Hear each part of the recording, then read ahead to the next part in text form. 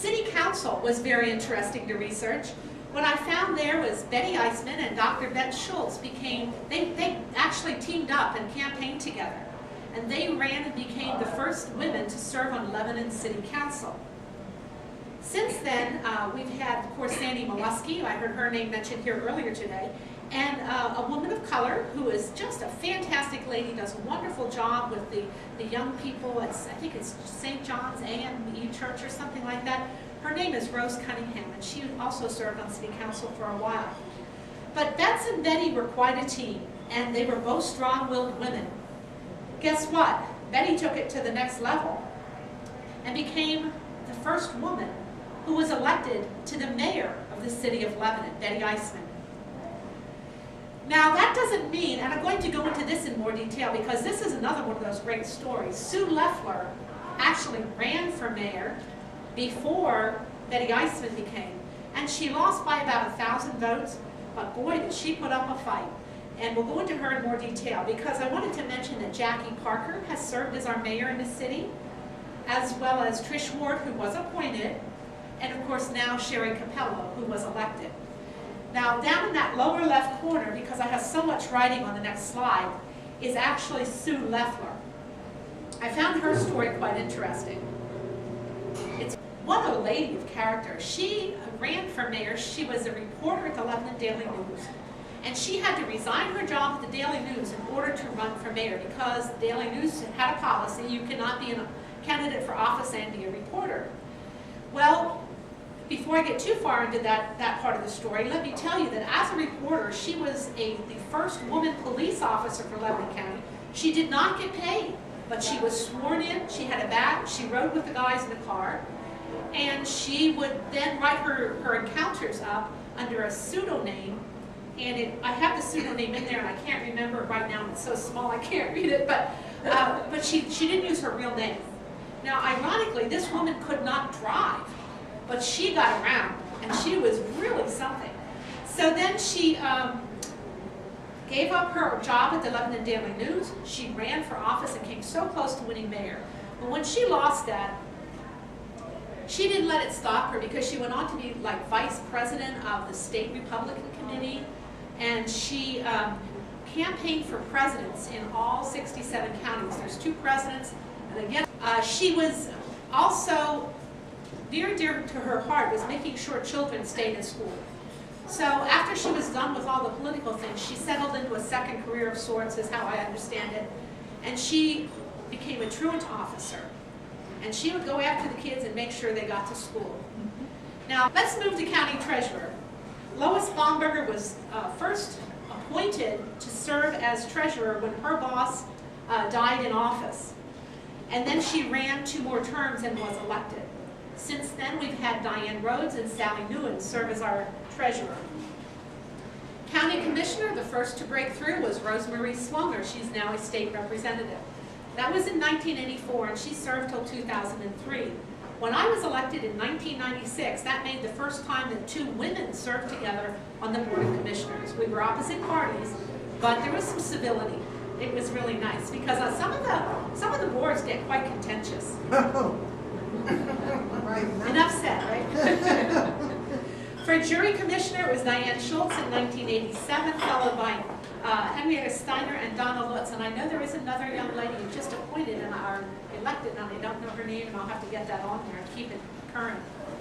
Prothonotary, the first was Antia Haulman in 1988, followed by one of her deputies, Lisa Arnold. I don't think we have a city controller anymore. That was one of those offices that was abolished, but Joyce Yingst served in that. Her husband had, I think it was a contracting business, and so she had a lot of business expertise and was able to take that to that office.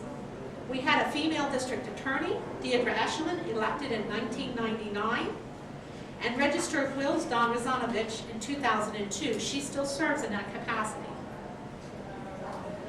Now I mentioned the PA House of Representatives. There, our first was Mauree Gingrich back in 2003. She serves in the 101st.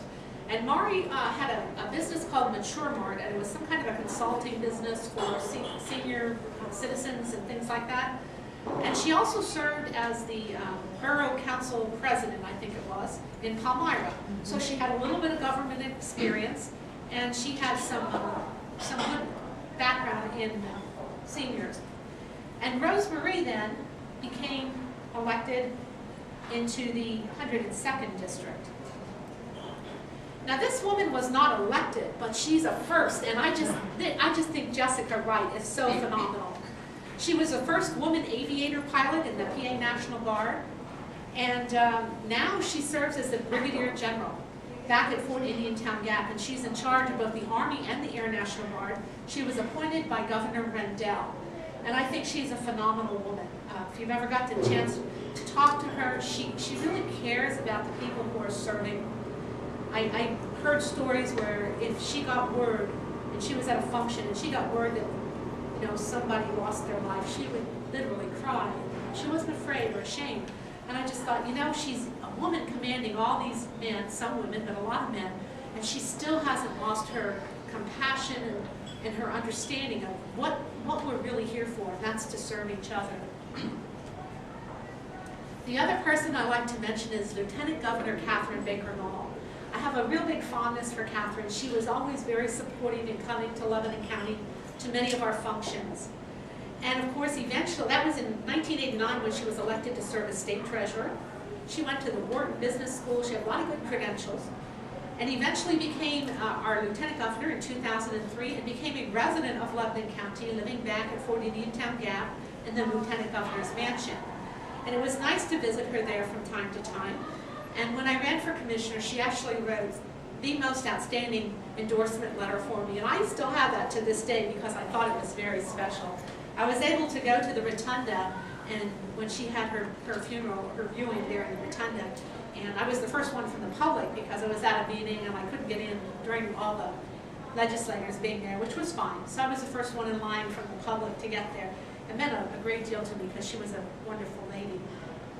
But that doesn't mean that we've broken through all these glass ceilings. We still have some to attain as women.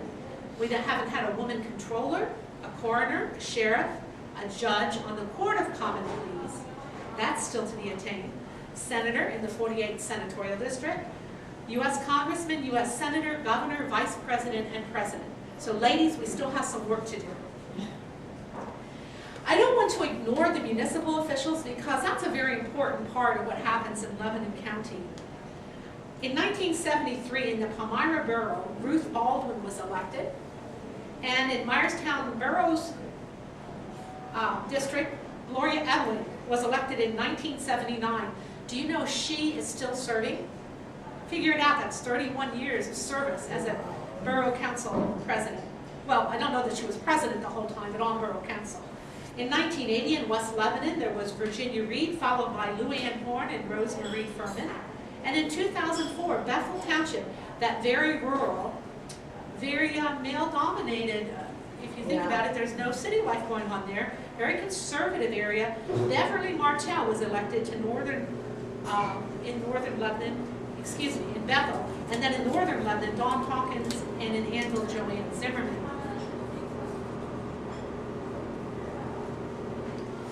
So we've been blessed with women who are movers and shakers and somehow balancing their personal lives with full-time jobs, serving on boards for the betterment of business and our educational climate. Women's use benefit boards not because they're better, but because they are different from a man's perspective.